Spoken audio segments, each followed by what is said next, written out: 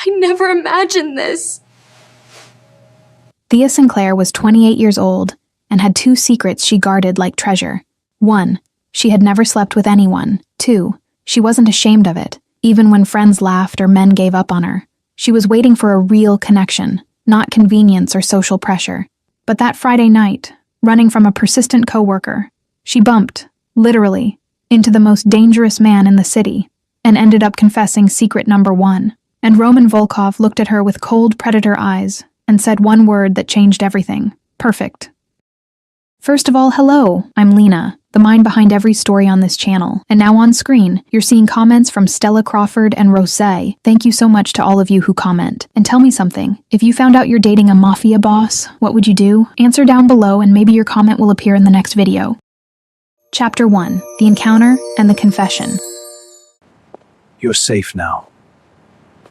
The library was silent that late afternoon, only the sound of pages turning breaking the sacred quiet of the place. I was organizing the historical fiction section when I felt his presence approaching from behind. Derek Morrison, my coworker who for the past 2 weeks had decided my polite refusal was just a misinterpreted game. Thea, let's grab a drink after work. His voice came too close, invading my personal space in a way that made my skin crawl for all the wrong reasons. I took a deep breath before turning around, keeping my expression polite but firm. No, Derek, thanks for the offer. But no, come on, just one drink. I promise it'll be fun. He took a step forward, and I had to fight the urge to step back. I think I already said no. Several times, actually. My voice came out sharper than I intended, but my patience was starting to run thin. Why? Do you have a boyfriend? Derek crossed his arms. Because I've never seen anyone picking you up here. Heat rose up my neck. That doesn't matter, Derek. I don't want to go out with you. End of story. You're such a goody two-shoes, you know that? You need to loosen up a little. Let go. The condescending tone made my anger spike. And you need to learn to take no for an answer. I walked past him with the books in my hands. Excuse me, I need to finish my work. When I finally managed to leave the library 20 minutes later, the sky was already painted with orange tones of twilight. I hugged the 3 books I'd decided to take home, breathing in the fresh night air. Thea, wait. Derek's voice cut through the silence of the street, and my heart sank when I realized he'd followed me. I automatically quickened my pace, turning the corner without looking where I was going, just wanting distance from him. That's when it happened. My body collided with something solid, strong, and unmovable. The books flew from my hands in chaotic ballet, and I felt my balance slip completely, but I didn't fall. Large, firm hands caught me by the arms before gravity could finish its work, fingers pressing into my skin through the thin fabric of my blouse, with a controlled strength that was both gentle and absolutely commanding. Careful. The voice was deep, gravelly, laced with an accent that made each syllable sound like a dangerous promise. I slowly looked up, following the line of the impeccable black suit, until I finally found the face of the man who had kept me from falling, and the air simply disappeared from my lungs. Roman Volkov wasn't just handsome. He was devastating in a way that made my brain short-circuit. His eyes were an icy gray that seemed capable of seeing through all my defenses, and there was a small scar cutting through his right eyebrow that only added an extra layer of danger to the equation. His presence was so intense,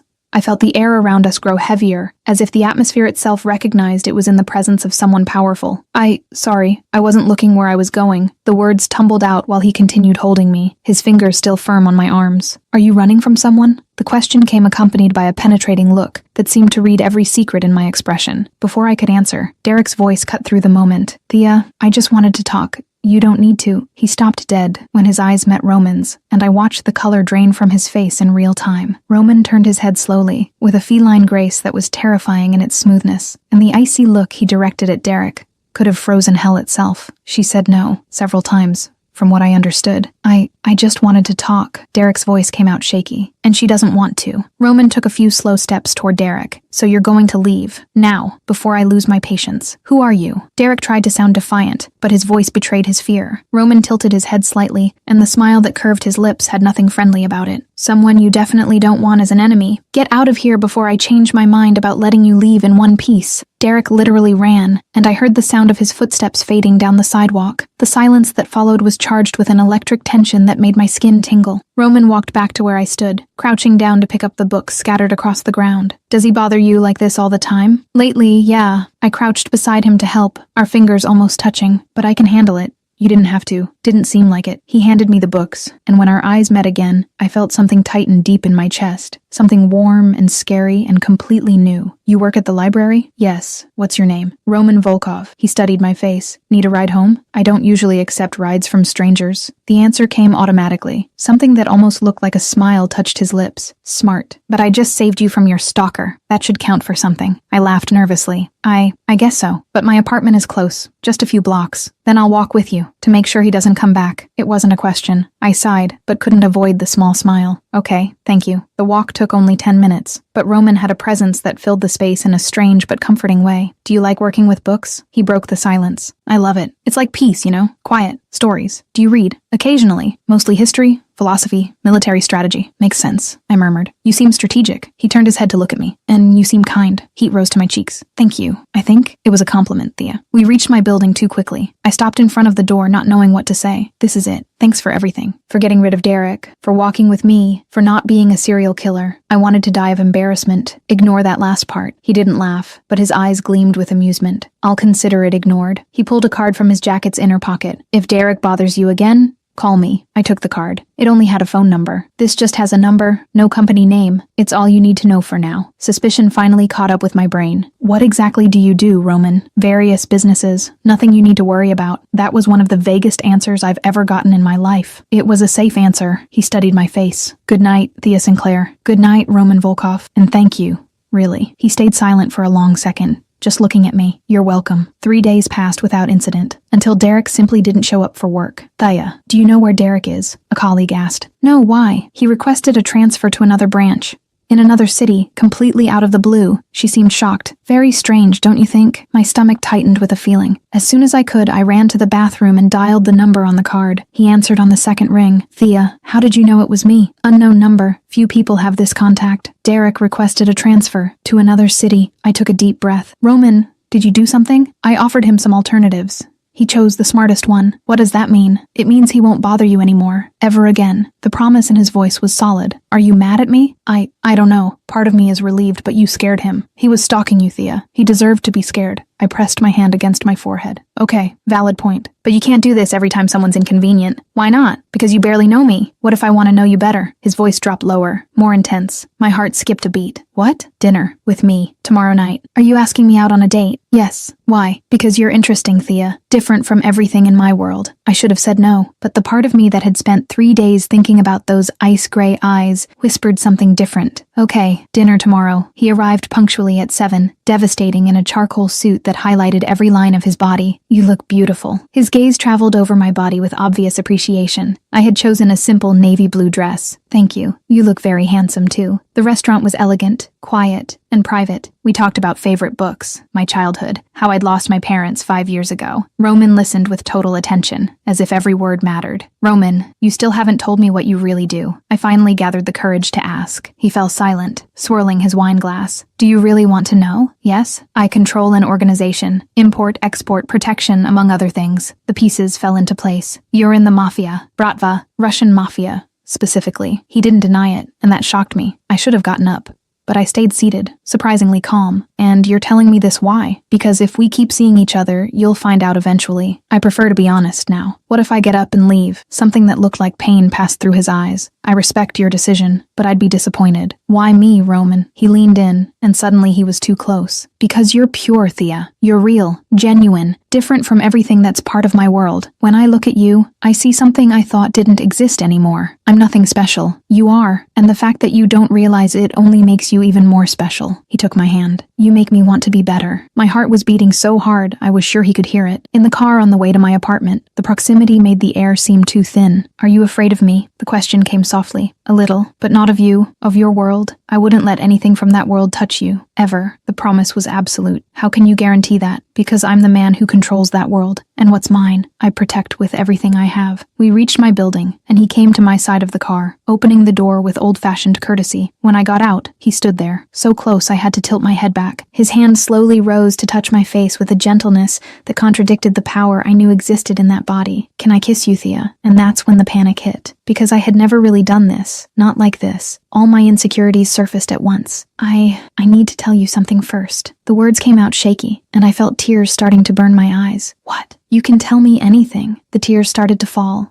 I'm 28 years old and I've never been with anyone for real. I've never let myself, I couldn't say the word, but he understood. I waited for rejection. I waited for laughter. I waited for him to pull away, but Roman simply stopped, his eyes fixed on my face as if he were seeing something precious. And when he spoke, his voice was so low and intense that I felt each word reverberate through my bones. Perfect. My brain froze. What? He used his thumb to wipe away the tears. You, Thea, you're perfect. Exactly like this. Exactly as you are. You don't think it's weird? Pathetic? His expression shifted to cold fury. Who made you think there's something wrong with you? Friends? Ex-dates? Everyone always thought there was something wrong with me. The words came out in sobs. Both his hands rose to hold my face. There's nothing, absolutely nothing, wrong with you. You waited for a real connection, for something that mattered. That's not pathetic. That's rare. Precious. It shows strength and conviction. I thought you'd leave. I'm not going anywhere, but now I know I need to be even more careful with you. He wiped away more tears. I won't pressure you. I won't rush you. When it happens, if it happens, it'll be because you chose it, because you trust, and it'll be completely your decision. You're so different from what I expected. A small smile touched his lips. And you're exactly what I didn't know I needed. He leaned in slowly, and when his lips touched mine, it was gentle, respectful, loaded with promise, but without pressure. It was perfect in a way that made more tears fall, but these were from relief, from gratitude. When we pulled apart, I was breathless and trembling. Wow, it was all I could say. His expression softened. Wow, that was my first real kiss. And it was, wow. Something shifted in his eyes, something deep and intense and almost possessive. The first of many, if you'll let me. I will. He kissed my forehead with reverence. Good night, Thea. Sleep well. Good night, Roman. I went up to my apartment with shaking legs and my heart beating a chaotic rhythm. When I closed the door, I let my body slide to the floor. I touched my lips with trembling fingers, still feeling the ghost of his kiss. Roman Volkov, head of the Bratva, had kissed me. And when I confessed, crying, my most vulnerable secret, he had said I was perfect, and somehow crazy and scary and completely irrational. I believed him. I believed every word. Thea herself admitted she was being irrational, but was trusting Roman really the right choice? Chapter 2. Obsession and Dating. I thought of you. 2 weeks had passed since that first kiss, and my life had transformed into something completely unrecognizable, in a way that was both terrifying and absolutely magical. Roman Volkov had entered my quiet librarian existence like an elegant hurricane wearing a tailored suit, and now I couldn't imagine what it had been like to live without his constant presence orbiting around my days. We were officially together, though I still wasn't sure when exactly that had become official. Maybe it was on the second date, when he held my hand across the restaurant table and said in that deep voice that made my skin tingle that he didn't want me going out with anyone else. Maybe it was on the third, when he introduced me to Victor as my girlfriend, with a tone that left no room for questions. Or maybe it was in that first kiss, when he said perfect, and something inside my chest permanently rearranged itself. Regardless of the exact moment, the truth was that Roman had become a constant presence in my life in a way that should have been suffocating, but that, strangely, felt natural. He sent me good morning texts before my alarm even went off, showed up at the library during my lunch break with food from expensive restaurants I would never have the courage to enter alone, and called me every night before bed just to hear my voice. And the flowers. My God, the flowers. Every single day, without exception, a different bouquet arrived at the library with a small card that said only R in elegant, angular handwriting. Red roses on Monday, white lilies on Tuesday, pink tulips on Wednesday, and so on in an endless rotation of colors and scents that transformed my work desk into an improvised garden.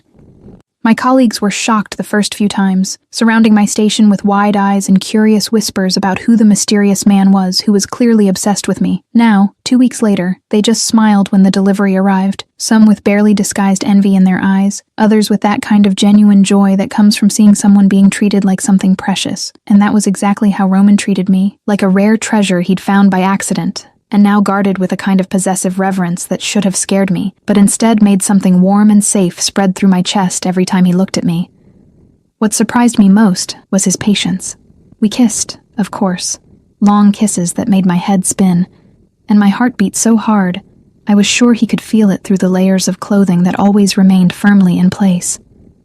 But Roman never pushed for more. His hands stayed respectfully on my waist or my face, never wandering into territories that might make me feel uncomfortable or rushed. It was as if he'd made a silent promise to himself that he would court me the old-fashioned way, with patience and care, and was determined to keep that promise no matter what it cost. Victor was Roman's right-hand man, and I officially met him at the end of the first week of dating during dinner at an Italian restaurant that Roman said was owned by an associate. Victor was a few years younger than Roman, with short-cut blonde hair and blue eyes that didn't miss any detail. The kind of man you instinctively knew was dangerous, even when he was smiling politely. "So you're the girl who tamed the boss," Victor said as soon as we sat down, and there was genuine humor in his voice, even though the words were provocative. I laughed, feeling heat rise to my cheeks like it always did when someone made comments about my relationship with Roman. Tamed is a very strong word for what's happening here. No, it's the perfect word. Victor leaned forward, his eyes gleaming with barely contained amusement. He smiles now. "Do you understand how significant that is? Roman never smiled before you showed up.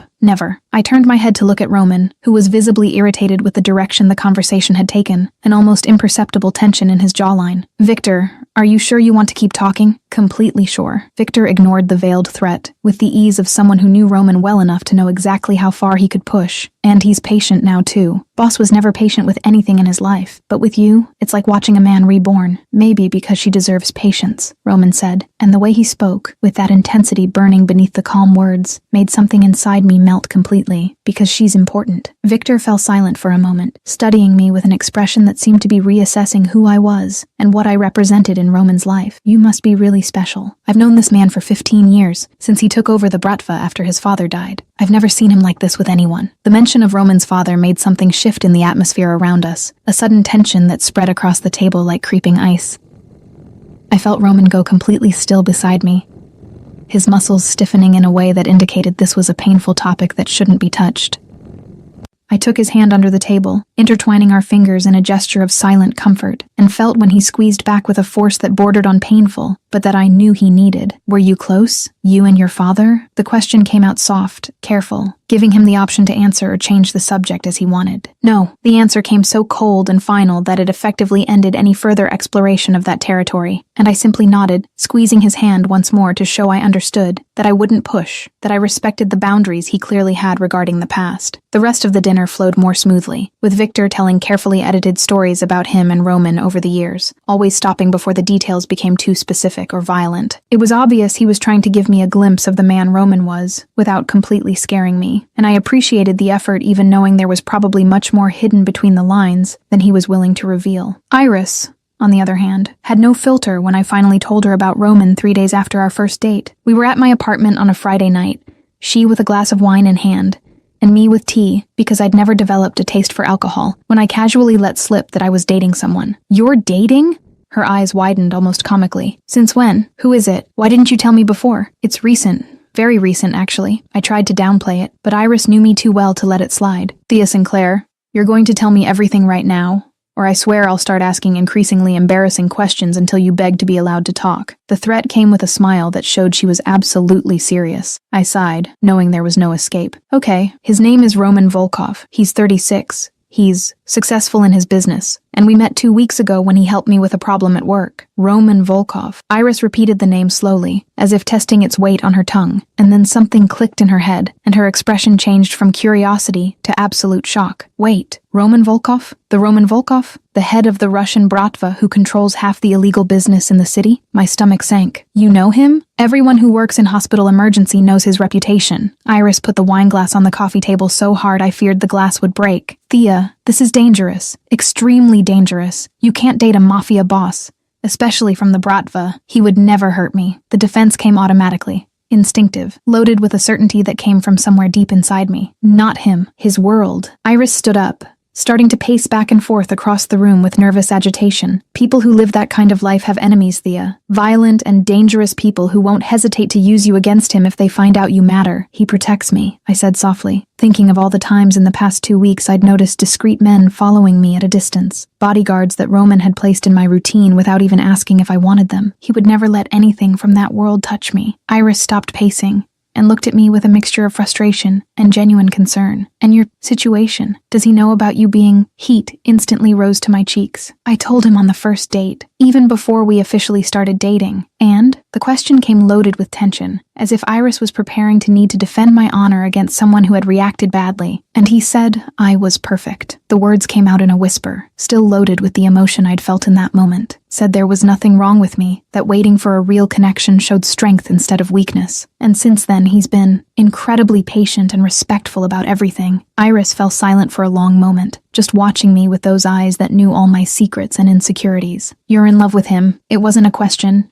It was a statement, but I still needed a few seconds to gather the courage to admit it out loud. Yes, very much. Terrifyingly. Completely in love in a way I didn't know was possible to feel. Okay, Iris sighed, returning to the couch and picking up her wine glass again. This is intense and probably kind of reckless, but if he makes you happy and treats you well, then I support it. Just promise you'll be careful, and that you'll tell me if anything goes wrong? I promise. I held her hand, grateful for the unconditional friendship, even when my choices probably seemed crazy to outside eyes. The first moment of true physical intimacy happened on Friday night of the second week, when Roman came to my apartment to watch a movie I'd mentioned wanting to see. We started on the couch with a respectful distance between us, me nestled against the cushions and him sitting with that perfectly controlled posture that seemed to be his default setting. But as the movie progressed, the distance gradually decreased until I was practically leaning against him, my head resting on his shoulder, and Roman's arm around my waist in a loose embrace that was comfortable and safe. That's when he turned his head, and our eyes met, and suddenly the movie was completely forgotten, because the only thing that existed was the intensity of his gaze, and the way the air between us seemed charged with static electricity. The kiss started soft like it always started, lips moving against lips with a gentleness that made my heart melt. But then something changed, an urgency emerging where before there had only been patient sweetness, and when his tongue touched mine for the first time, a small, involuntary sound escaped my throat. Roman responded by pulling my waist more firmly, moving me until I was sitting on his lap, my legs on either side of his hips in a position that should have made me panic, but instead only made heat spread through my entire body. The kisses grew deeper, more urgent, his hands gripping my waist through the thin fabric of my blouse while mine tangled in his hair, pulling lightly in a way that made him groan low against my mouth. I was completely lost in the sensation, in the heat, in the way every cell in my body seemed to be on fire with his proximity, when suddenly Roman broke the kiss and pulled his face away, his breathing coming heavy and irregular. Thea, his voice came out hoarse, tense. We need to stop. Confusion hit me like cold water. Why? Did I do something wrong? No. God, no. He held my face with both hands, forcing me to look directly into his eyes that were darkened by something I was beginning to recognize as desire. You didn't do anything wrong. It's just that if we don't stop now, I'm going to want more. And you're not ready for more. Courage came from somewhere deep,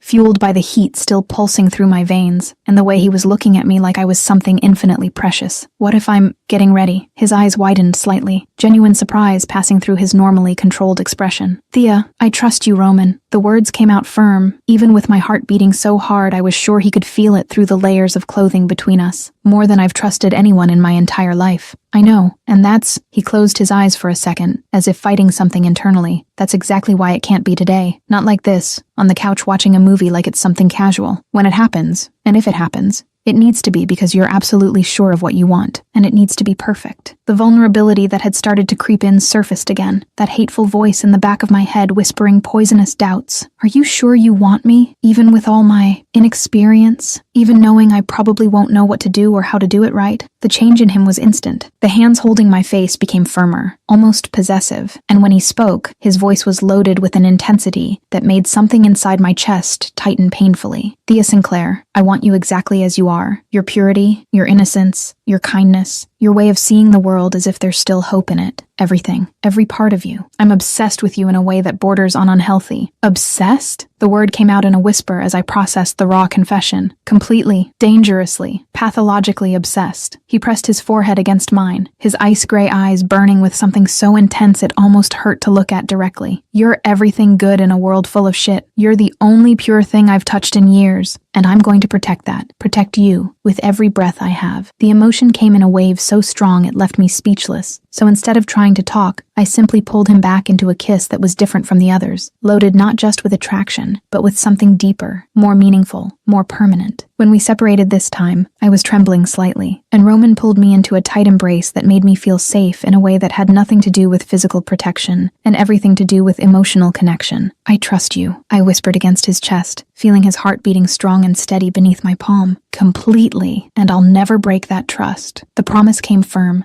Absolute, sealed with a kiss on my forehead that was so full of reverence, I felt tears start to burn in my eyes. Never, Thea. You have my word. And in that moment, nestled in the arms of a man the world knew as dangerous, but who with me was just gentle, patient, and completely devoted, I knew with absolute certainty that I was lost in a way I would never want to be found. Roman Volkov had captured me completely, body and soul, and I was more than willing to let him keep me. Chapter 3. Garrett and Consequences. He won't bother you. Life had acquired a strangely comfortable routine over the past few weeks, with Roman becoming such a constant presence in my existence that I'd almost started to forget the world outside our dating bubble still existed and kept spinning with its own dramas and complications. That's why Garrett Walsh's arrival at the library caught me completely off guard, like a stone thrown into the calm surface of a lake that until then had been perfectly tranquil. Garrett showed up Monday morning, a few minutes after I opened the library for the day, with a confident smile and a folder of documents indicating he was the new employee management had mentioned hiring the previous week. He was attractive in a conventional way that probably worked well for him in most social situations, with brown hair slicked back, bright green eyes, and a kind of easy charm I immediately distrusted for reasons I couldn't fully name. "Hi, you must be Thea." He extended his hand with that smile that had probably been practiced in front of a mirror. "They said you're the best person to show me how things work around here and train me on the system." I shook his hand briefly, before releasing it, keeping a professional and polite expression, even as discomfort was already starting to creep across my skin. "Welcome to the library. I'll show you how everything works and walk you through the cataloging system we use." The first few hours were normal enough, with Garrett asking appropriate questions about the work and paying attention to the explanations I gave about the library's procedures. But then, as we approached lunchtime, something shifted in how he interacted with me, a familiarity emerging where before there had only been professional interest. "Do you eat lunch here or usually go out?" The question came with a look that was clearly more than casual curiosity about work routines. "I could take you to check out some cool places nearby, since you probably know the area better than I do." The answer came automatically, polite but firm in the way I'd learned to be after the situation with Derek. "I have a boyfriend, Garrett. But thanks for the offer." I expected that to be enough, that mentioning a boyfriend would establish the necessary boundaries and end any romantic interest before it could develop into something problematic. But Garrett just smiled in that way that indicated he didn't see my relationship as a real obstacle. "Does he come have lunch with you sometimes?" The question was asked with a calculated lightness that made my stomach tighten with a bad feeling. "Not always. He works far from here." I started to explain before realizing I was justifying something that didn't need justification. "So he probably wouldn't mind me keeping you company during lunch once in a while, right? Just as colleagues. Nothing major." The smile stayed firm, but there was something in his eyes that showed he knew exactly what he was doing. "Garrett," I tried to keep my voice calm and professional, even as irritation was starting to bubble beneath the surface. "I really prefer to keep things strictly professional here at work. Nothing personal. I just think it's better that way." He raised his hands in a gesture of surrender that was completely theatrical and not genuine. "No problem. Just being friendly, but I completely understand." Except he didn't understand, or chose not to understand, because the following days brought a constant series of invitations for coffee, comments about how pretty I looked in certain colors, jokes about my invisible boyfriend who never showed up, and a general insistence that was rapidly approaching harassment territory. By Wednesday, I was visibly tense every time Garrett approached my workstation, my shoulders automatically stiffening, and my expression closing into a mask of cold professionalism that I hoped would finally make him get the message. "You know this boyfriend of yours probably isn't that serious if he never shows up here," Garrett commented casually, while pretending to look for a book in the section near my desk. "Maybe you should consider expanding your options, meeting new people." That's when my patience finally ran out completely. "Garrett, I've already said several times that I have a boyfriend and I'm not interested. You need to stop this now." "Wow, relax. I was just talking." The defensiveness in his voice was irritating, because he knew exactly what he was doing and was trying to make me feel like I was overreacting. I spent the rest of the day avoiding unnecessary interactions with him, and when I finally got home that night, I was so frustrated and emotionally drained I could barely eat the dinner I'd prepared. That's when my phone rang with the personalized ringtone I'd set for Roman, and just seeing his name on the screen made some of the stress start to dissolve. "Hi," I answered, and even to me my voice sounded tired. "What happened?" The response came immediately, his voice loaded with concern he didn't even try to hide. "You sound upset." The urge to downplay it came by instinct, to say everything was fine, and not worry him with something I should be able to handle myself. But the honesty we'd built between us demanded more than comforting lies. "There's a new guy at work who isn't taking no for an answer," I admitted, sitting on the couch and pulling my legs underneath me. He keeps hitting on me even after I made it clear I have a boyfriend and I'm not interested, and it's starting to get really uncomfortable. The silence on the other end of the line lasted only a few seconds, but when Roman spoke again, his voice had changed to that icy tone I'd learned to recognize as dangerous. Name. Roman, you don't need to do anything drastic. I started, but he cut me off gently. Thea. His name. It wasn't a request. It was a calm but absolutely final order. I sighed, knowing arguing would be useless when he used that tone. Garrett Walsh. But please don't do anything too over the top. I don't want him to lose his job or something. I'll take care of it. The promise came loaded with a certainty that should have worried me, but instead brought a traitorous relief. He'll stop bothering you. You have my word. How? I needed to know, needed to understand what exactly "take care of it" meant in the vocabulary of a man who controlled a criminal organization. Leave it to me, Solnishko. The Russian nickname he'd started using came out with that softness that always made my heart race. No one bothers you without facing consequences. No one. The possessiveness in the statement should have sent warning signals, should have made me question the dynamics of our relationship, and whether it was healthy to have someone so protective in a way that bordered on territorial. But instead, it just made that familiar warmth spread through my chest, the feeling of being protected and valued overriding any rational concern. 2 days passed without anything obviously dramatic happening, and I'd almost started to think maybe Roman had decided to let things run their natural course. But then Garrett arrived late Friday morning, and just by looking at him I knew something had happened. He was pale in a way that had nothing to do with lack of sun, his eyes wide with something that looked dangerously close to barely contained panic. His hands trembled slightly when he tried to turn on the computer, and I noticed he looked at me with a mixture of fear and something that could have been newly discovered respect. "Garrett, are you okay?" one of our colleagues asked mid-morning, obviously worried about his appearance. "You're very pale. You look like you've seen a ghost." I had some problems with my car, and with the bank, and some other things. His voice came out tense, and then he turned to look at me directly with an urgency that caught me completely off guard. "Thea, do you know Roman Volkov?" My stomach sank even as I kept my expression carefully neutral. "I do. Why? He's your boyfriend?" The question came out almost like a strangled shout, loaded with disbelief and what seemed to be genuine terror. "Yes, he is," I confirmed calmly, watching the way the color drained even more from his face,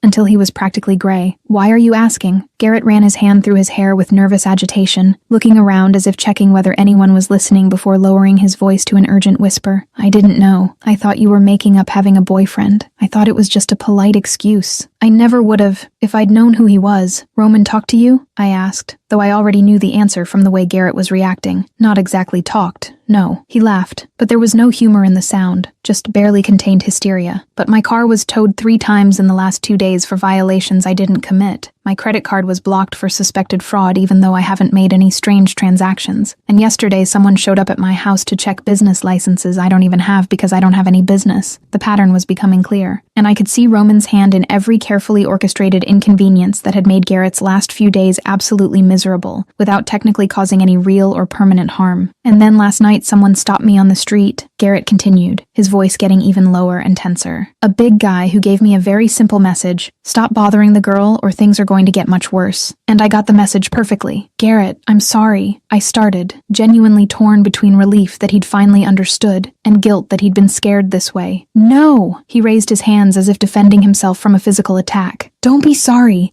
I'm the one who's sorry. I should have accepted the first no you gave me. I should have respected it when you said you had a boyfriend. Please, please tell him I got it, that I'll never talk to you about anything that isn't strictly work-related again." The desperate sincerity in his voice was almost comical. If it weren't so obvious, he was genuinely terrified. "I'll talk to him, Garrett. You don't need to worry. Thank you." The relief that passed across his face was instant and immense. "Seriously, thank you so much. And again, sorry for everything. I was a complete idiot." For the rest of the day, Garrett avoided me like I was radioactive, keeping any necessary interaction to the absolute minimum, and never, not even once, making any comment that could be interpreted as flirting or personal interest. As soon as I could take a break, I went to the bathroom and called Roman, torn between justified irritation and something more complicated I didn't want to examine too closely. He answered on the first ring. "Thea, Roman Volkov. You destroyed this man's life." The accusation came out before I could think better of it, loaded with frustration even though a traitorous part of me was secretly satisfied with the result. Temporarily, the answer came completely unconcerned, as if we were discussing the weather and not financial and psychological harassment. "Everything will go back to normal as soon as he proves he understood the lesson and continues respecting boundaries. You can't just do this every time someone annoys me at work, I argued, even knowing I was fighting a losing battle. I don't do it with everyone, only with those who stalk and harass you after you make it clear you're not interested. The distinction was made with logic that was hard to contest. Garrett had multiple chances to stop and chose to ignore your discomfort. He deserved to be scared a little. I pressed my free hand against my forehead, feeling the beginning of a headache throbbing at my temples. Okay, I admit you have a valid point again, but still, this is excessive. Are you mad at me? The question came softer, loaded with something that sounded vulnerable, in a way Roman rarely allowed his voice to show. And there was the problem, because as much as my rational head said I should be irritated with the way he'd manipulated the situation, my heart was singing with the knowledge that he cared enough to act, that my comfort and safety were important enough to him to take measures. I should be, I admitted honestly, because lying had never been part of what we built, but I'm not. Part of me finds this absurdly protective, even though it's clearly excessive. I'm possessive about what's mine, Thea. The words came loaded with an intensity that made my heart skip. And you're mine, completely, absolutely mine. The heat that spread through my entire body with that declaration had nothing to do with room temperature.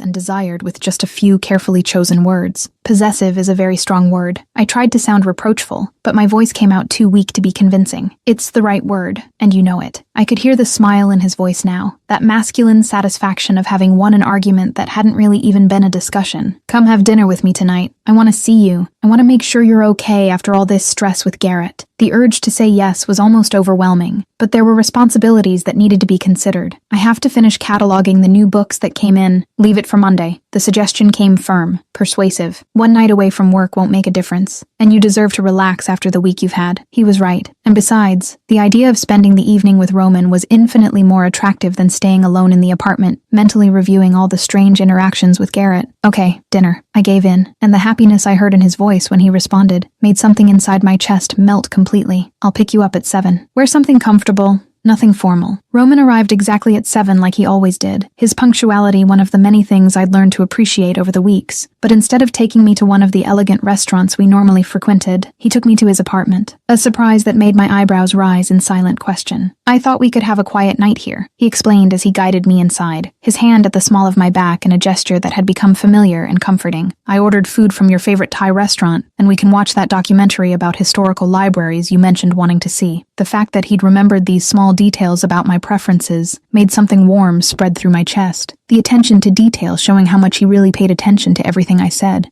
The evening flowed with the ease that had become our trademark, conversations interspersed with comfortable silences as we ate and watched the documentary, but there was an underlying current of tension that had nothing to do with discomfort, and everything to do with the constant awareness of each other, the way every accidental touch sent small waves of electricity across the skin. When the documentary ended, I was nestled against his side on the couch, my head resting on Roman's shoulder, and his fingers tracing distracted patterns on my arm in a way that was both relaxing and disturbing. Thank you for taking care of the situation with Garrett, I said softly, breaking the comfortable silence that had settled between us. Even though your methods are questionable, I appreciate that you care enough to act. I'll always take care of you, Thea. The promise came firm, absolute. Anyone who makes you feel uncomfortable or threatened will have to deal with me. That's non-negotiable. I turned my head to look at him, studying the strong profile illuminated by the room's soft light. You realize this is intense, right? That most people would find this level of protection over the top? He turned to face me, his ice-gray eyes burning with that intensity that always made my heart race. I'm not most people, and you're not just another girlfriend. You're the only pure and good thing I've touched in years, and I'm going to protect that with everything I have. The words should have sounded excessive, too dramatic to be taken seriously. But the way he spoke, with absolute conviction, and raw vulnerability made them sound like the simplest truth in the world. I love you. The words escaped before I could think them through. 3 simple words that carried the weight of everything I was feeling, and the moment they came out, I knew they were true in a way that couldn't be questioned. Roman went completely still for a few seconds, his eyes widening slightly with genuine surprise, and then something shifted in his expression, a softness emerging where normally there was only careful control. I love you too. The confession came hoarse, loaded with emotion he rarely allowed to show. More than I thought it would be possible to love someone, more than is probably safe or healthy. The kiss that followed was different from all the others, loaded not just with desire, but with the declaration we'd just exchanged, with the promise of everything those 3 words meant. And when we finally pulled apart, both breathless and trembling slightly, I knew with absolute certainty that I'd found exactly what I'd been waiting for all these years. Real connection, true love. Roman Volkov, in all his dangerous intensity and absolute devotion, and I wouldn't trade it for anything in the world. I won't judge Thea. After all, who hasn't said they loved someone after only a few days of knowing them, right? Chapter 4, Everyday Life in Iris. I'll wait. The following weeks brought a strange and wonderful normalcy to my life, with Roman becoming part of my daily routine in a way that seemed to have always belonged there. He showed up at my apartment after work with grocery bags and prepared elaborate dinners in my tiny kitchen while I watched, fascinated by how those hands I knew were capable of violence could be so gentle when chopping vegetables or seasoning meat. It was in moments like these that I saw the man behind the terrifying reputation, the Roman who existed when the masks fell away, and he could simply be human instead of head of the Bratva. And it was in one of these moments, a Friday night when we were sharing a bottle of wine while he cooked something that smelled absolutely divine, that the doorbell rang unexpectedly. I frowned because I wasn't expecting anyone, but when I opened the door and saw Iris standing in the hallway with that determined expression I knew all too well, I immediately knew the night had just gotten much more interesting and potentially complicated. "Surprise!" Iris announced, but the smile didn't quite reach her eyes that were already looking over my shoulder toward the kitchen where the sounds of someone cooking were coming from. "Thought I'd stop by to see how you are, since you've been avoiding me the last few weeks." Guilt hit me because she was right. I'd been so absorbed in the relationship with Roman that I'd neglected my best friend in a way that wasn't fair to her. "I haven't been avoiding you exactly," I started to protest weakly, but she just arched an eyebrow in a look that clearly said she wasn't buying that weak excuse. That's when Roman appeared from the kitchen, drying his hands on a dish towel, and his presence filled the small space of my entryway in a way that was both impressive and slightly intimidating. "You must be Iris," he said, and there was a genuine kindness in his voice that I knew he reserved only for people important to me. Iris studied him with the clinical eyes of a nurse, assessing every detail of his appearance from his dark hair to the way he positioned himself between me and the door, in a manner that was protective without being suffocating. "And you must be the man who's obsessed with my best friend." The direct comment made my eyes widen in shock, but Roman just smiled in that small way that meant he was genuinely amused rather than offended. "Guilty as charged. Want to come in? I'm making dinner and there's more than enough food for 3 people. Iris looked at me for confirmation, and I nodded quickly, opening the door wider to let her pass. She entered with that confident walk that was pure Iris, settling on my couch with the familiarity of someone who had spent countless nights there over the years. What followed was basically an interrogation disguised as polite conversation, with Iris asking questions that seemed casual on the surface, but that I knew were carefully calculated to assess exactly what kind of man Roman was and whether he deserved to be in my life. "So Roman, what are your intentions with Thea?" The question came direct, no beating around the bush, and I wanted to sink into the couch from pure embarrassment. "Iris!" I protested, but Roman just touched my shoulder gently in a gesture that said it was okay. "Serious," he answered, maintaining direct eye contact with Iris in a way that showed he wasn't afraid of her scrutiny. "My intentions are completely serious." "Define serious." Iris crossed her arms, assuming the posture I recognized as her full protective mode. "She's mine. Permanently. I have no intention of letting her go or treating her like something temporary or disposable." The words came loaded with absolute conviction that made my heart race even as Iris processed the statement. "Possessive," Iris commented, and it wasn't clear if it was approval or criticism. "Extremely." Roman didn't deny it, accepting the label with the same ease he accepted most things related to his feelings for me, but also protective, dedicated, and completely devoted to her well-being. Iris fell silent for a moment, studying Roman with that intensity she normally reserved for difficult patients, and then she leaned forward with an expression that suddenly became much more serious and slightly threatening. "If you hurt her in any way, physically or emotionally, I will hunt you down personally." The threat came calmly, but loaded with absolute sincerity. "I don't care who you are or what kind of power you have. She's my family, and I protect my family. To my surprise, Roman smiled with what seemed to be genuine approval. I would expect nothing less from someone who truly cares about her, and you can relax because I'd kill anyone who threatens Thea. That would include myself if I'm ever stupid enough to hurt her, which I have no intention of being. The answer caught Iris off guard. I could see it in her eyes, and after a few more seconds of silent assessment, she finally relaxed her posture and nodded once as if an important decision had been made. Okay, you passed the test, she announced, and the relief I felt was so intense it almost made me dizzy. You're intense in a way that's probably not entirely healthy, but you seem genuine. Just don't be an idiot, Volkov. I don't intend to be, Roman assured her, and then he went back to the kitchen to finish dinner, while Iris and I exchanged looks that communicated volumes without needing words. The rest of the night flowed surprisingly well, with Iris gradually relaxing as she watched Roman interact with me with that gentle care that had become so familiar. She observed the way he served me first, how he constantly checked if I needed anything, how he listened with total attention when I talked about my day. When Iris finally left a few hours later, she pulled me into a tight hug in the hallway and whispered in my ear, "He really loves you. I can see it.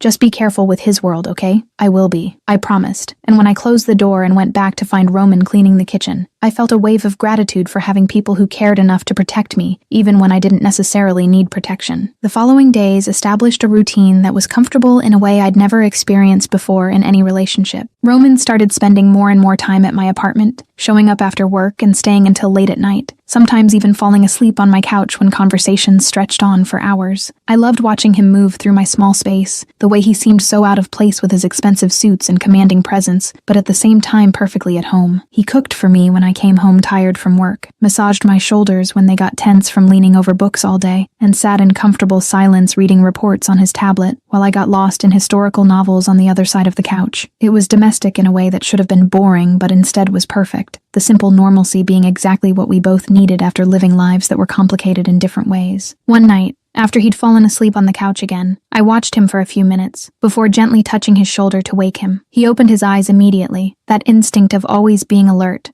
activating before he was even fully conscious. "You don't have to sleep on the couch," I said softly, aware that I was offering something that carried significant weight. "You can sleep in my bed, with me." Roman got very quiet for a moment, just looking at me with those ice-gray eyes that seemed to see directly through all my defenses. "Thea, if I sleep in your bed with you, I won't be able to control myself the way I need to control myself." Heat rose to my cheeks, but I held his gaze with courage that was growing with every day we spent together. "What if I don't want you to control yourself that much?" The reaction was immediate, his eyes darkening with something I was learning to recognize as desire, but he shook his head slowly as if fighting something internally. "Are you ready to take that step?" The question made me pause because the truth was complicated. Almost. I'm almost ready, but I'm still afraid of not being good at it, of disappointing you when it finally happens. Roman sat up completely, pulling me onto his lap in a smooth movement that left me breathless, and held my face with both hands, in a gesture that was so full of tenderness I felt tears start to burn in my eyes. "Listen carefully to what I'm going to tell you." His voice was low, but loaded with absolute intensity. "When this happens, and it will happen when you're completely ready and not a second before, it's going to be perfect. Not because you'll do everything right, or because you'll know exactly what to do, but because it'll be you, and everything about you is already perfect for me. You can't know that." I started to argue, but he cut me off with a soft kiss that effectively silenced any objection. "I know," he said against my lips. "I know because I know you, because I trust you completely, because every moment I spend with you is better than anything I've experienced before. So stop worrying about disappointing me, because it's literally impossible." The absolute conviction in his words made something inside my chest release. A tension I hadn't even realized I was carrying finally dissolving. In Roman's office a few days later, Victor made a casual comment that resulted in one of the most entertaining conversations I'd witnessed between them. "Boss, you still haven't taken the next step with her?" Victor asked, with that lack of filter that apparently came from years of friendship. Roman looked at him with an expression that would have terrified anyone else. "No, she's a virgin in case you forgot. I'm waiting until she's completely ready." "You? Waiting? The man who never waits for anything in his entire life?" Victor seemed genuinely shocked in a way that was almost comical. "She really has completely changed you." "For her?" Roman answered with absolute simplicity. "I'd wait years if necessary. Decades. Her timing is what matters, not mine." Victor just shook his head with obvious amusement. "You're so in love. It's weird seeing you this human, boss." And watching the exchange between them, accustomed now to being present in these moments of Roman's world, I couldn't help but smile because Victor was right. Roman was different with me. Softer, more patient, more human. And I loved every version of him I discovered with each passing day. Chapter 5. Meeting Victor and Intimacy. I'll wait. All right.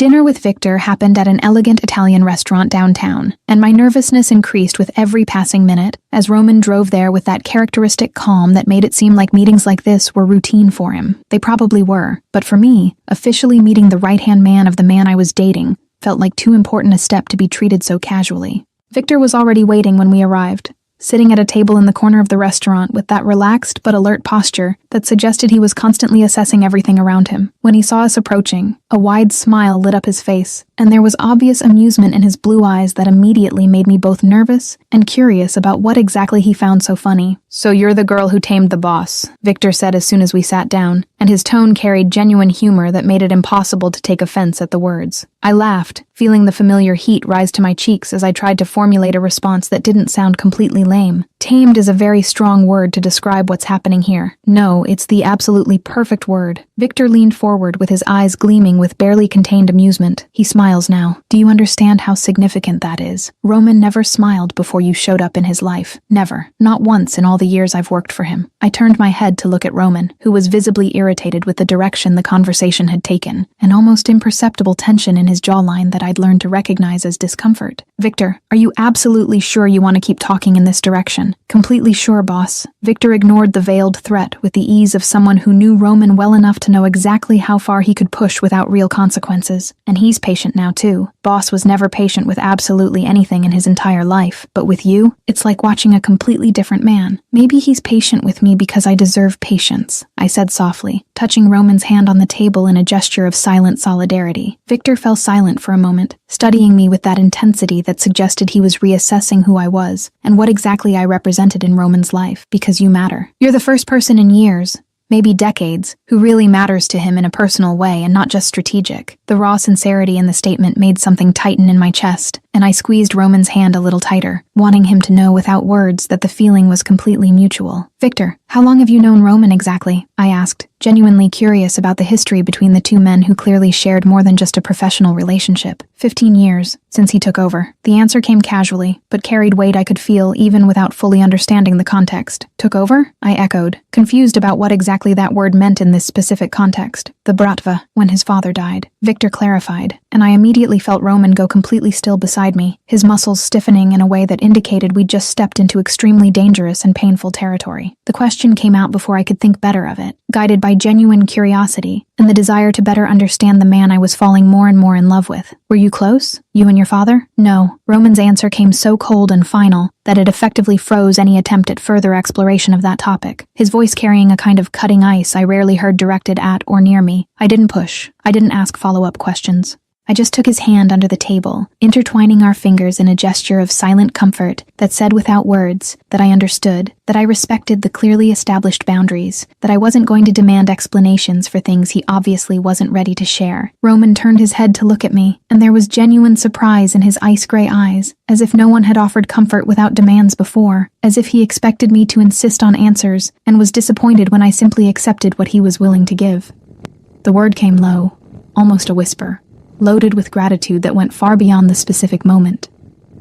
I just nodded, squeezing his hand once more before returning my attention to Victor, who was watching our exchange with a thoughtful expression that suggested he was reaching conclusions about me that were probably deeper than I was comfortable being analyzed. The visit to Roman's apartment happened 3 days after dinner with Victor, and the magnitude of the space left me completely speechless, in a way that made him smile with that silent satisfaction I was learning to love. It wasn't simply an apartment in the traditional sense of the word. It was practically an entire floor of one of the most luxurious buildings in the city, with huge floor-to-ceiling windows that offered stunning views of the city lights, spreading to the distant horizon. "This is huge." It was literally all I could say, slowly spinning in the middle of the living room that was bigger than my entire apartment times 3, my eyes trying to absorb every detail of the minimalist but clearly expensive decor. "It's safe, isolated from the rest of the world, and now it's yours too, if you want." Roman watched my reaction with that total attention he always devoted to me, as if every expression that crossed my face was important and deserved to be memorized. I stopped spinning to look at him directly, confusion coloring my voice. "Mine? What do you mean mine?" He walked to where I was standing, his hands finding my waist in a gesture that had become so familiar and comforting. "You can come here whenever you want. Stay as long as you want. Consider this space an extension of your own. I want you in my life completely, Thea, not just in compartmentalized or separate pieces. The weight of what he was offering made my heart squeeze in a way that was both scary and absolutely wonderful. This is a very big step. Are you sure? More sure than I've ever been about anything in my entire life. He pulled a key from his pocket that had clearly been prepared before I even arrived, extending it to me. This is yours, to use when you need or want to. Roman's kitchen was a work of art in stainless steel and black marble, with professional appliances that probably cost more than a new car. He had insisted on preparing dinner for me instead of ordering food, and I sat on the high counter, watching him move through the space with that natural efficiency that suggested frequent practice. I don't know exactly when the atmosphere changed, when casual conversation gave way to something more charged and intense, but suddenly Roman was standing between my legs, where I sat on the counter, his hands on my waist, and his eyes fixed on mine with an intensity that made it hard to breathe properly. The first kiss was soft, almost hesitant, but quickly deepened into something more urgent and needy. His hands gripped my waist through the thin fabric of my blouse,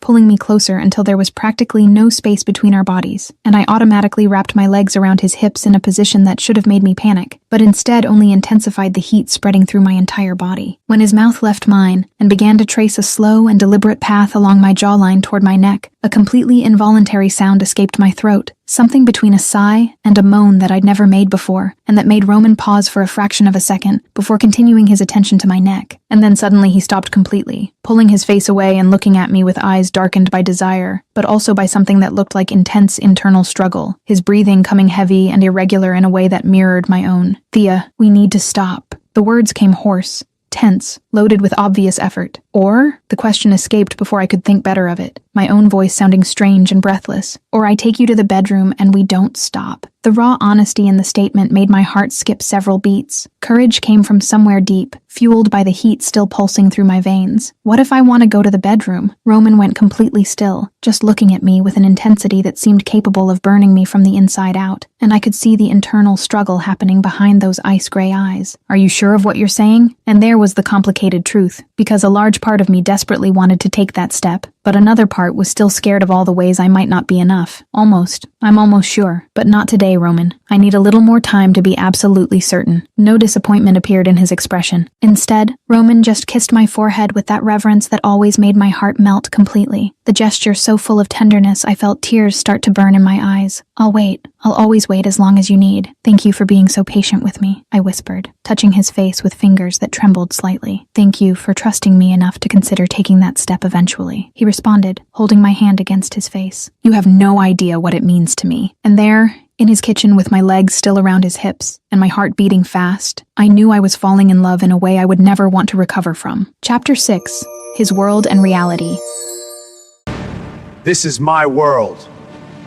The visit to Roman's actual workplace happened on a Tuesday afternoon, 4 weeks after we started dating, and it was in that moment that I finally understood the complete difference between the man he was with me and the man the rest of the world knew and feared. He had invited me casually during breakfast at his apartment, mentioning he had some matters to handle, and asking if I wanted to come along to see where he spent most of his days. At the time, it seemed like a simple and even sweet offer in a way, an attempt to include me more completely in his life, to not keep parts separate and compartmentalized.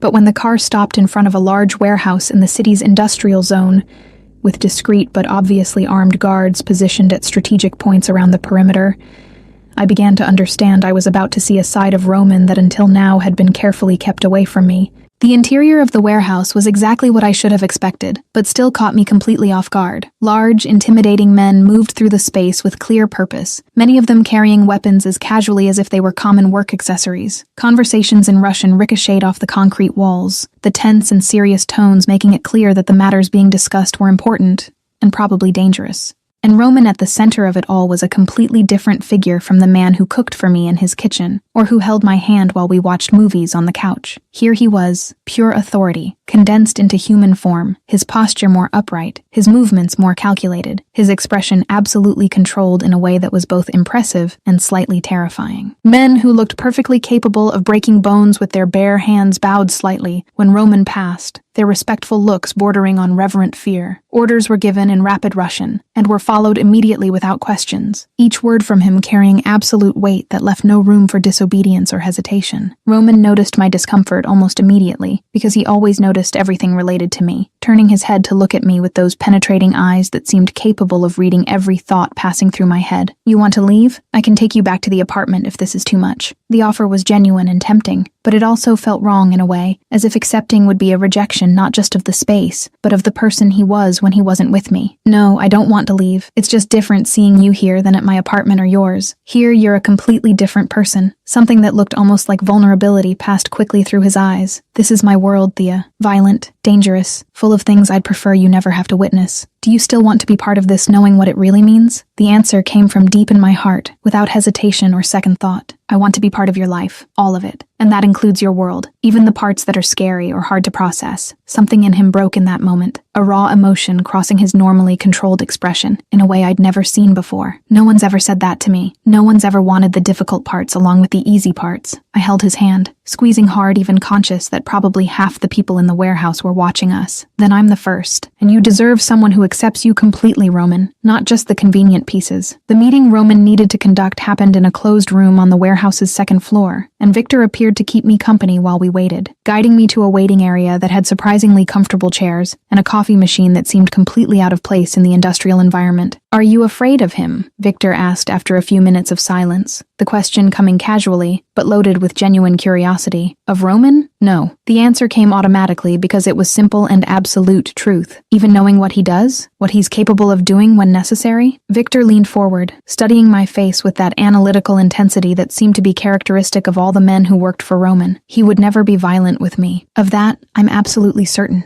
I spoke with conviction that came from weeks observing the way Roman treated me like something infinitely precious that needed to be protected. "How do you know with such certainty?" The question wasn't challenging, just genuinely curious about the source of my confidence. I thought for a moment before responding, trying to articulate something that was more intuitive feeling than rational logic. "Because when he looks at me, I see a different man. Not the boss, not the head of the Bratva, just Roman, the person underneath all the masks and roles the world demands he wear." Victor fell silent for a long moment, processing my words with a thoughtful expression. "You're good for him, you know? He needs someone who sees the man instead of the reputation. Someone who makes him remember he's still human underneath it all." The accidental discovery happened when I was going to the bathroom, passing through a hallway that seemed empty but clearly wasn't. Sounds were coming from a nearby room, and before I could process that I should move away and pretend I hadn't heard anything. My brain had already registered the words being shouted. "I don't know anything. I swear I don't know." The man's voice was loaded with terror and pain, and each word came out louder and more desperate than the last. "You have 10 seconds to change your mind about that answer." Roman's voice came icy in a way I'd never heard directed at me, each word cutting like broken glass. "And I strongly suggest you use those seconds wisely." The sound of a slap echoed through the hallway, followed by a muffled scream, and I froze completely in place, my body refusing to move even while my brain screamed to run, to get out of there, to not hear anything more that would solidify the reality of what Roman really did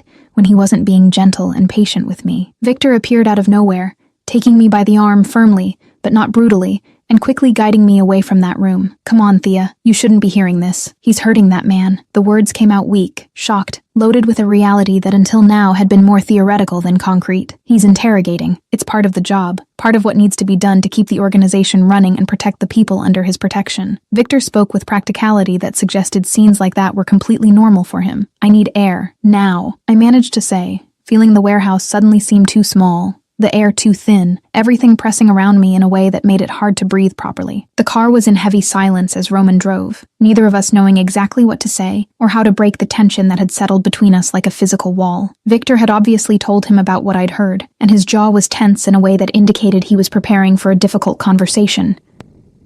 "You heard." It wasn't a question. It was a simple statement of fact. "Yes, I heard." There was no point in lying or pretending it hadn't happened.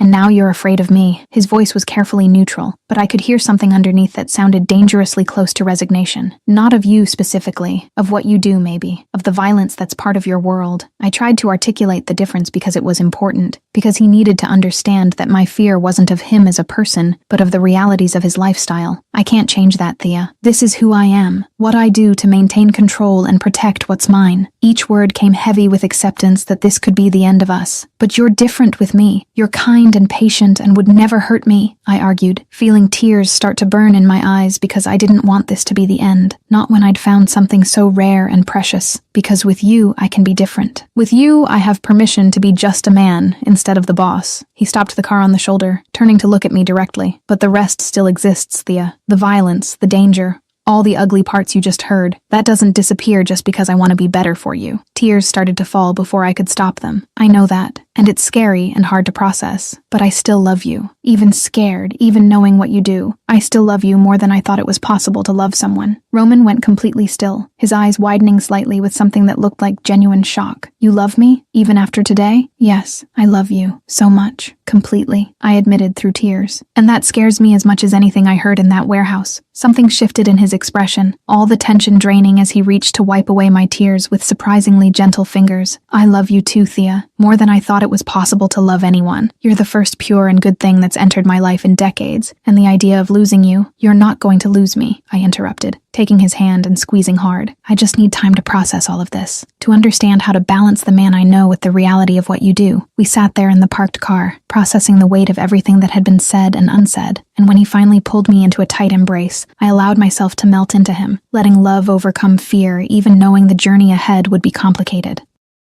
Well, now Thea truly saw how violent Roman's world is.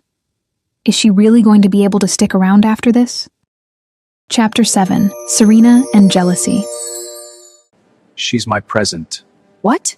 The social event was exactly the kind of thing I normally avoided with all my strength. One of those formal charity dinners where rich and powerful people gathered to pretend they cared about causes, while really just showing off wealth and making strategic connections. Roman had made it clear that his presence was mandatory for political reasons related to his business, and when he asked if I wanted to accompany him, my first instinctive reaction was to politely decline and spend the evening comfortably at home with a book.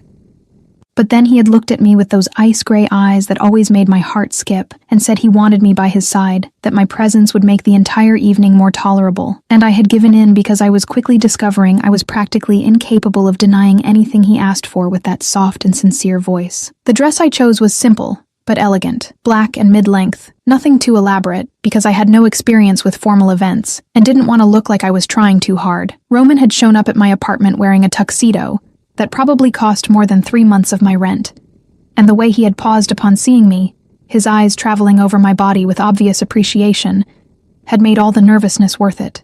The event hall was full of people who clearly belonged to that world of luxury and power. Women wearing designer dresses and jewelry that probably cost more than I made in an entire year. Men in impeccable tuxedos discussing business in low tones while waiters circulated with expensive champagne. Roman kept his arm around my waist all night, introducing me to people whose names I immediately forgot, keeping me close to him in a way that was both protective and possessive. That's when she appeared, as we were near the bar. Serena Kozlov was exactly the type of woman I would expect to see on someone like Roman's arm, tall and stunning in a red dress that seemed to have been painted onto her body, black hair falling in perfect waves down her back, and a confidence in her movements that came from someone who knew exactly how much power she had over the men around her. And the way her eyes widened when she saw Roman with me made it absolutely clear that she knew him, and knew him well. Roman. His name came out of her mouth loaded with intimate familiarity. Who is she? I felt Roman's arm tighten around my waist, pulling me even closer to him in a gesture that was unmistakably territorial. My girlfriend. Serena laughed, but there was no genuine humor in the sound, just barely disguised disbelief. Girlfriend? You don't do girlfriends, Roman. You never have. I do now. The answer came simple and final, leaving no room for argument or debate. Serena's eyes assessed me from head to toe in scrutiny that made my skin crawl uncomfortably, and I could see the judgment forming in her expression even before the words came out. She seems too innocent for your world. How long do you think she'll last before she realizes what she's gotten herself into? She's perfect for my world, Roman responded, and the absolute conviction in his voice made something warm spread through my chest, even in the middle of the discomfort of the situation. How long this time? Serena pressed, and there was bitterness starting to leak through the polished facade. You get tired of your distractions quickly. You always have. The irritation that had been growing finally reached boiling point, and the words came out before I could think better of diplomacy or social etiquette. I'm not temporary, and are you? Serena turned all her attention to me, her eyes darkening with something that looked dangerously close to anger. I'm someone who knows him intimately, who understands his world in ways you clearly don't. Past, I responded, keeping my voice firm even with my heart racing. You're his past. I'm present and future. Roman made a low sound that could have been an aborted laugh, and when I quickly looked at him, I saw something that looked like genuine pride shining in his eyes. Let's go, Solnishko. Serena was just leaving. It wasn't a request. It was a polite but absolutely clear order, and Serena clearly got the message because she turned and walked away with stiff steps that showed exactly how irritated she was with the entire interaction. The silence in the car on the way home was heavy with unverbalized thoughts, and I could feel insecurity crawling across my skin like invisible insects as I mentally replayed every detail of the interaction with Serena. She was beautiful in a way I would never be, confident and sophisticated and clearly experienced in all the aspects of life I was still navigating for the first time. She's beautiful. The words escaped before I could stop them, loaded with all the insecurity I was feeling, and clearly very experienced in things I know nothing about. Roman didn't respond immediately, just kept driving with that focused attention he devoted to everything, but I could see the tension in his jawline that indicated he was carefully processing what to say. And I don't want her, Thea. I want you. The statement came firm when he finally spoke, without hesitation or ambiguity. But she knows things I don't know, I insisted, unable to let the insecurity go, even knowing I was being irrational. She has experience I'll never have, knowledge about how to satisfy a man that The car stopped abruptly on the shoulder, and before I could process what was happening, Roman had turned in his seat to look at me directly with an intensity that made my words die in my throat. Thea, do you really think I want you for sexual experience? The question came loaded with something that seemed almost like pain. You think that's what matters to me? I don't know. Frustration leaked along with the words. I just know she clearly knows how to give you things I don't. And that scares me, because what if when it finally happens between us, I'm not good enough? He reached to hold my face with both hands, forcing me to maintain eye contact even when I wanted to look away. Listen very carefully to what I'm going to tell you. I don't want you for experience. I want you for who you are. Pure, kind, real, completely genuine in ways no one else in my world is. Serena may have experience, but she never had this. Never had you. What if I disappoint you when it finally happens? The question came out in a vulnerable whisper. Impossible. Completely impossible. And you want to know why? He waited until I nodded before continuing. Because it'll be you, and everything about you, every part of who you are is already perfect for me. Experience doesn't matter. Technique doesn't matter. What matters is the connection between us, and that already exists more deeply than anything I've had with anyone else. Tears started to fall before I could stop them, but they were tears of relief this time, not insecurity. I pulled him into a kiss that was different from the others, loaded not just with love, but with gratitude for his patience, for the way he always knew exactly what to say to calm the fears I couldn't always verbalize adequately. When we pulled apart, I was trembling slightly, but it was a good tremor, fueled by positive emotion instead of fear. I'm almost ready, really this time. Very close to being completely ready to take that step with you. His eyes widened slightly, genuine surprise passing through his normally controlled expression. Are you sure? You don't need to rush anything because of Serena or any insecurity. I'll wait as long as necessary. I know you'll wait. I touched his face with fingers that still trembled a little. But this isn't about rushing. It's about finally being ready to trust completely, to give myself in every way to someone who deserves that trust. He kissed my forehead with that reverence that always made my heart melt. When you're absolutely certain, I promise I'll make it perfect for you. I'll take care of you in every way possible. Chapter 8. Roman's Past and Healing. I'm here. The night at Roman's mansion had started like so many others in recent weeks, with a quiet dinner followed by conversations on the couch that stretched into the late hours. When exhaustion finally overcame me, Roman guided me to the guest room with a soft kiss on my forehead and a whispered promise that he'd be right down the hall if I needed anything. I fell asleep quickly, wrapped in sheets that smelled of lavender and comfort, completely unaware of what the early morning would bring. The scream woke me abruptly at 3 a.m., a sound so loaded with pain and terror that for a few seconds, my confused brain couldn't process where it was coming from or what it meant. Then I heard it again, louder this time, words in Russian being shouted with a desperate urgency that made my heart race. Roman. I got out of bed without thinking, my bare feet silent on the wooden floor as I ran down the hallway to his room. The door was ajar, and when I entered, the scene I saw made my chest tighten painfully. He was in bed, his muscular body covered in sweat that made his skin shine under the dim light coming through the windows, shaking in a way that seemed too violent to be just a common nightmare. His hands gripped the sheets hard enough to make his knuckles white, and the screams kept coming out in rapid Russian. I couldn't understand, but that carried an anguish that needed no translation. Roman, I called softly, approaching the bed cautiously, even knowing he was still asleep. Roman, wake up. I touched his shoulder gently, and the reaction was instant and terrifying. His eyes flew open suddenly, completely disoriented and wild, and before I could process what was happening, his hand had grabbed my wrist with force that bordered on painful, pulling me down while his body moved in a clearly trained defensive reflex. "It's me." The words came out in a breathless shout, my heart beating so hard it seemed about to explode. "It's me, Roman. It's Thea." Recognition took a few seconds to reach his eyes, confusion gradually giving way to horror when he finally focused on me and realized what he'd done. His hand released my wrist immediately, and he pulled away as if my touch burned. "Thea." His voice came out hoarse, broken. "Did I hurt you?" "No. You didn't hurt me." I held my wrist that still throbbed slightly, but the physical pain was insignificant compared to the concern I felt for him. "You just grabbed it. You didn't really hurt me. You were having a nightmare." He sat up in bed, his head falling into his hands in a gesture of defeat that was completely opposite to the confidence he normally displayed. "You shouldn't have seen this. You shouldn't have to deal with this." I sat on the edge of the bed beside him, careful, but determined. "What did you dream about, Roman?" "Nothing important." The answer came automatically, a defense clearly rehearsed from years of hiding vulnerability. "Roman, you were screaming loud enough to wake the entire building." "It wasn't nothing." I took his hand, intertwining our fingers. "You can trust me, like I trust you." The silence stretched long enough that I started to think he wasn't going to talk, but then he began, his voice coming out broken and low. "My father, Alexei, he wasn't good. He was cruel, violent in ways most people can't imagine." Each word seemed to cost him physically. "When I was a child, he said he was training me to lead the bratva, that I needed to be strong. So he beat me, locked me in dark places for days, tested me in ways no child should experience." Tears started to burn in my eyes, but I said nothing, just squeezed his hand tighter. It continued until I was 16,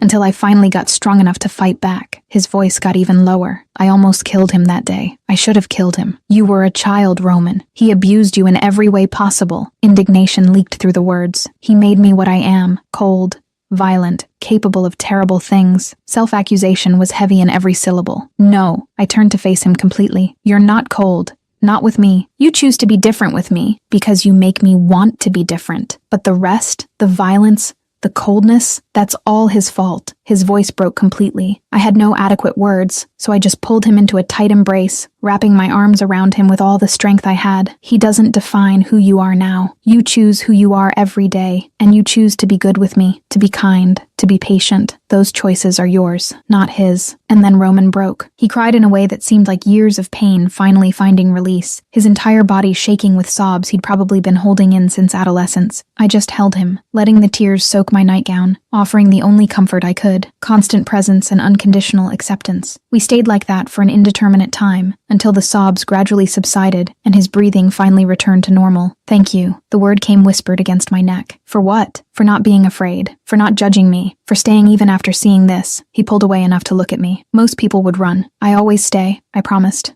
touching his face. "And Roman, you said I'm pure, but you deserve purity too. Peace, love, you deserve everything good. I don't deserve you. You deserve everything, and I'm going to show you that every day for the rest of the time you let me." I pulled him into a kiss that was different from all the others, loaded with healing and complete acceptance. Chapter 9, Threat and Protection. You're mine.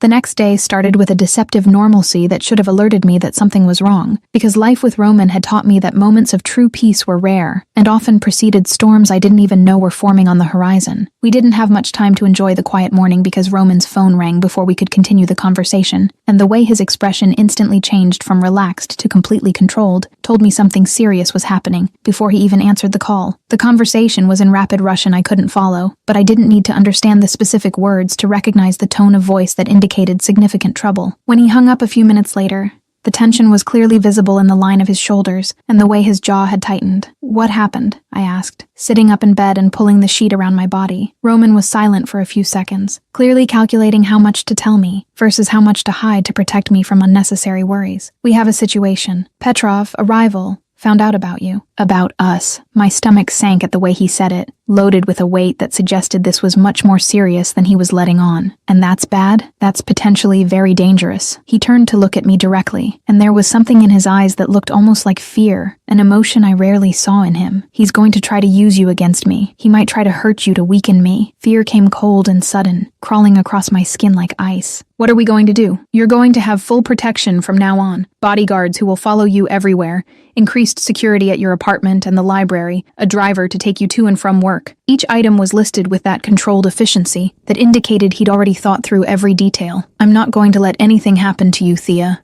That I promise. The reality of the situation became concrete on Monday, when I returned to work and noticed the discreet but obviously present men who followed me at a carefully calculated distance. They were professional enough not to be obvious to most people, but I'd learned to recognize the signs after weeks in Roman's world, the way they positioned themselves strategically, how their eyes constantly scanned the environment, how their hands always stayed close to where I knew they carried hidden weapons. Roman was more tense than I'd seen him in weeks, the worry clear in every call he made to check if I was okay, in every text asking me to confirm my location, in the way he showed up at the library during lunch hour when he'd normally be busy with important meetings. You're scaring me, I admitted quietly during one of these impromptu lunches, sitting with him at a nearby cafe while the bodyguards maintained a discreet perimeter around us. How worried should I be about this? He held my hand on the table, his fingers intertwining with mine in a gesture that had become our way of seeking mutual comfort. I'm not going to lie to you, Thea. Petrov is dangerous. He doesn't have the same codes I have, doesn't have the same lines he won't cross. If he decides that hurting you is the best way to get to me, he won't hesitate.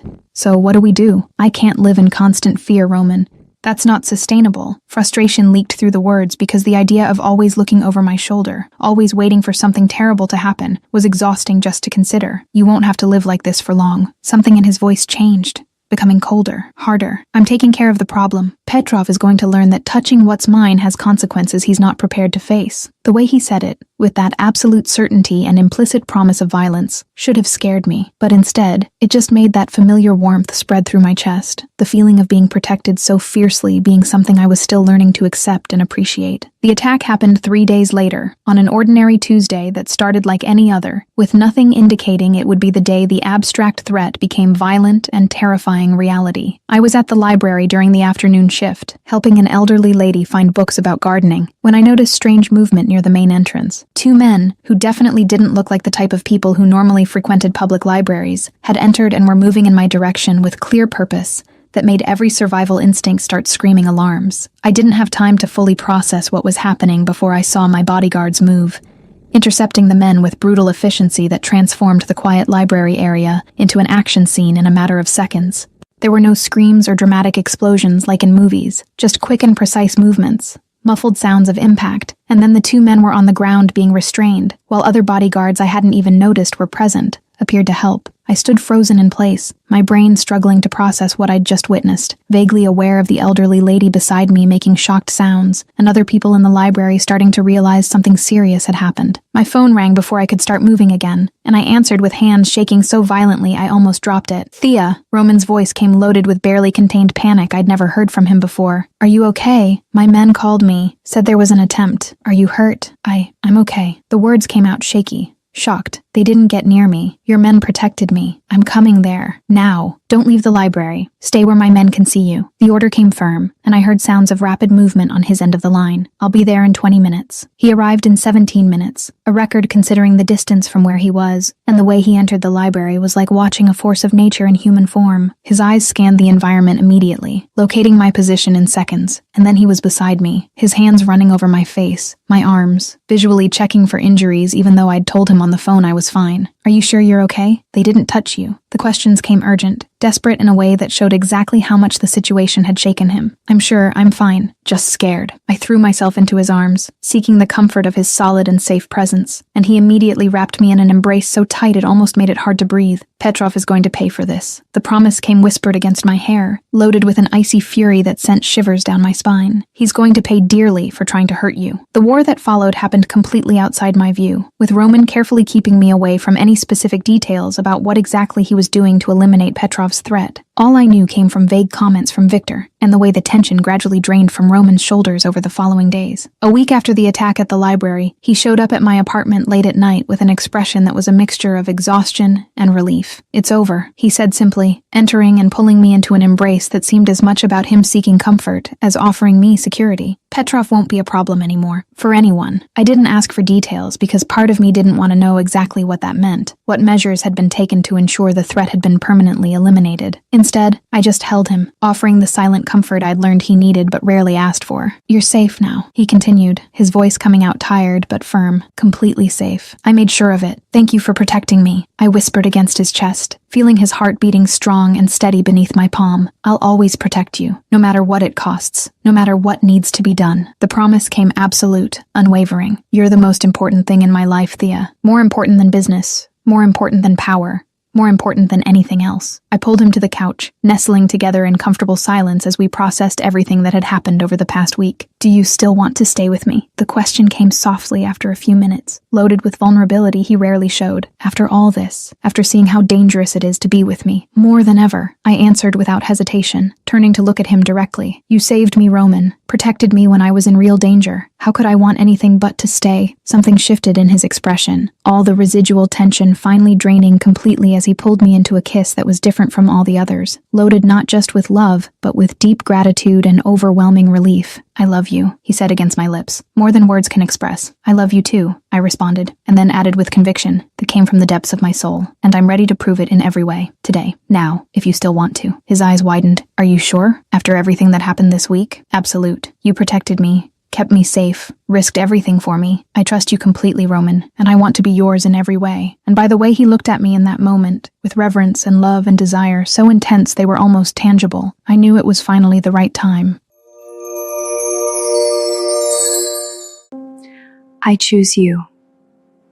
Chapter 10, First Time and Future. The walk to Roman's bedroom was made in silence, loaded with anticipation and nervousness that made my heart beat so hard I was sure he could hear it. Each step seemed both too fast and too slow, my mind oscillating between absolute certainty and small flashes of insecurity that still whispered doubts, even knowing this was the right decision. When we entered the bedroom, and Roman gently closed the door behind us, the reality of the moment finally solidified in a way that was both terrifying and absolutely perfect. He turned to look at me, and the intensity in his eyes was tempered with something so tender it made my chest tighten. "If you change your mind at any moment, at any second, you just need to say so, and we stop immediately." The words came firm, an absolute promise that left no room for doubt about how serious it was. "I'm not going to change my mind," I responded with conviction that came from the depths of my soul, taking a step toward him and touching his face with fingers that trembled only slightly. "I want you, Roman, completely." The kiss that followed started soft, but quickly deepened into something more urgent, months of waiting and restraint finally finding release as we moved together toward the bed. His hands were gentle as they helped me lie down, each touch loaded with reverence that made it seem like I was something infinitely precious that needed to be handled with maximum care. "I'll go slow," he promised, positioned over me with his arms supporting his weight so as not to crush me, his ice-gray eyes fixed on mine with intensity that made it hard to breathe properly. "Tell me if it hurts too much, if you need me to stop or go slower." "Okay." The word came out nervous but confident, because despite the fear of the unknown, I trusted him completely and absolutely. What happened next was wrapped in gentleness and care that exceeded every expectation I had formed. Roman was patient in ways I didn't even know were possible, constantly checking with me, asking if everything was okay, adjusting based on every small sound I made or every tension he felt in my body. There was discomfort, yes, moments where I needed to take deep breaths and remind myself to relax, but the pain I'd worried so much about was minimized by his constant attention and by the emotional connection that transformed the physical act into something much deeper and more meaningful. Tears started to fall at some point, not from pain, but from emotion so intense I couldn't contain it. The reality of finally sharing this with someone I loved so completely, being overwhelming in all the best ways. Roman paused immediately when he saw the tears, worry clear in his expression. "Am I hurting you? We stop right now if you—" "No," I interrupted quickly, touching his face to reassure him. "It's not pain. It's just that I love you so much. This is all so perfect and I couldn't finish the sentence because more tears came, but Roman just kissed each one with that gentleness that always made my heart melt. "I love you more. You're perfect, Thea. Absolutely perfect. And you're mine now. Completely mine." The rest happened wrapped in soft whispers and reverent touches, and when it finally ended, we lay embraced in complete silence as we processed the weight of what had just happened between us. I started after a few minutes, trying to find adequate words to describe an experience that seemed to transcend common vocabulary. "Perfect?" Roman suggested, one hand tracing lazy patterns on my back, in a way that was comforting and intimate at the same time. "Beyond perfect. Thank you for everything, for being so patient, so careful, for making this be exactly what I needed it to be." Gratitude leaked through every word. "Thank you, for trusting me enough to share this, for choosing me as the person you wanted to have this experience with." He kissed my forehead, for giving me something so precious. I'll always trust you, I promised, nestling closer to the warmth of his body. And I'll always protect you, love you, worship you in every way possible. The promise came sealed with another kiss. We fell asleep like that, intertwined in ways that were both physical and emotional, more connected than we'd ever been before. I woke up the next morning, still wrapped in his arms, the sun filtering through the curtains and painting the room with soft golden light. Roman was already awake, watching me sleep with that intensity that should be disturbing, but instead just made something warm spread through my chest. "Are you watching me sleep?" I asked with a voice still hoarse from sleep, unable to avoid the small smile that curved my lips. "You're too beautiful not to watch." The answer came without shame or embarrassment, completely sincere. Heat instantly rose to my cheeks. "You're ridiculous. Ridiculously in love," he corrected, pulling me closer, "and completely without regrets about it." I laughed, the sound coming out soft and happy, in ways that seemed to perfectly sum up how I was feeling. "That was terrible, but it made you laugh, so it was completely worth it," he argued with logic that was hard to contest. We stayed there for a few more minutes, just enjoying the quiet morning, until finally curiosity about the future made me ask, "What happens now?" "Now?" Roman repeated, as if the question was too obvious to need an answer. "Now you stay, forever, with me. Forever is a very long time," I pointed out, but there was no real argument in the words.